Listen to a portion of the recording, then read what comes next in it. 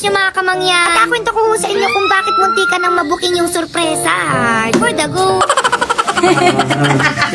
Ginawa ng mga kamangyan, bali ari yung time na sinalubong namin yung birthday niya pagkababa namin ng eroplano. Salamat. Tapos nagpahinga lang kami saglit mga kamangyan. Tapos dumiretso na kami ng Tagaytay para sa staycation. Alam nyo guys, sa tunay, sobrang simple lang talaga niya ni Kuya Julius nyo. Batiin nyo lang yan, kantaan nyo lang yan. Talagang masaya na yan. Kaya nagulat siya dyan na pagkadating namin din, may mga paset up, may mga palobo. Meron akong 3 regalo dyan mga kamangyan. Yung una yung tinapay kasi sabi niya kahit ano daw ibigay ko, ma-appreciate niya. Kasunod mga kamangyan yung bracelet kasi talagang gustong-gusto na niya yan matagal na. Tapos dyan sa bag na yan mga kamangyan, yan yung muntika na kaming mabuking. Kasi nagpatulong ako kay na Forda. Tapos sabi ni Forda, Jules, pili ka nga kung ano yung gusto mo dito na bag. Wow! Mabilis makahalata yan si Kuya Julius nyo, pero buti na lang na ilusot namin. Salamat! Kailangan ako mag-surprise mga kamangyan kasi nga diga, siya yung may hawak ng budget. So pag may nabawas sa bank account, magatakayan ko saan ginamit. Mga gamit namin, siya din yung nag-aintindi. Nakikita niya dun yung regalo, kaya ang ginawa ko, nilagay ko dun sa box nung mga Power Cell Herbal Capsule. Sabi ko kasi, pamigay ko, ganyan. Buti hindi siya nagtaka mga kamangyan kasi sanay yan na meron talaga akong baon-baon na ganyan na pamigay ko. Inainom din namin yan mga kamangyan para syempre hindi kami magkasakit kasi sobrang ganda niyan. Napalakas yung katawan, hindi na kami nahirapan matulog. Mga ingredients niya na makakatulong talaga sa katawan natin. Sa panahon ngayon, kailangan na talaga natin ingatan yung mga sarili natin. Walang kamal magkasakit. Ngayon, super happy ko mga kamangyan na success yung surprise. Nasarap talaga regaluhan ni Kuya Julius yung kasi super great. So yun lang naman mga kamangyan and magdi-date muna kami. For the go!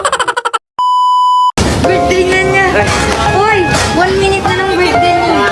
Birthday to you. Happy birthday to you. Iyak ako rin. Happy birthday, happy birthday, happy birthday to you. We're in the Philippines now. Birthday to you. Walang handa.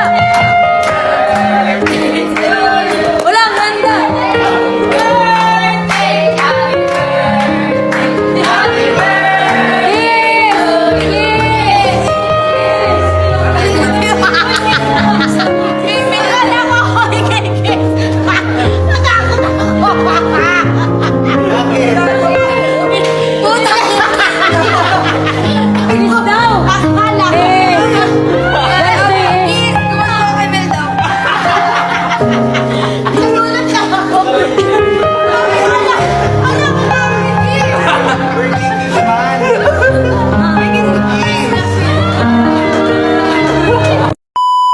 So ayun mga kamangyan, grabe sobrang daming nag-comment about doon sa pinost namin. So ang daming mga naghahula doon, may mga tumama, may mga hindi, ganyan. So birthday kasi ngayon ni Jules and nag-decide kami na i-celebrate muna yung birthday niya bago namin i-celebrate yung bago naming announcement kasi doble-doble. So ayun nga, dahil nga super happy din namin ni Jules dito and pinag-pray din talaga namin yan.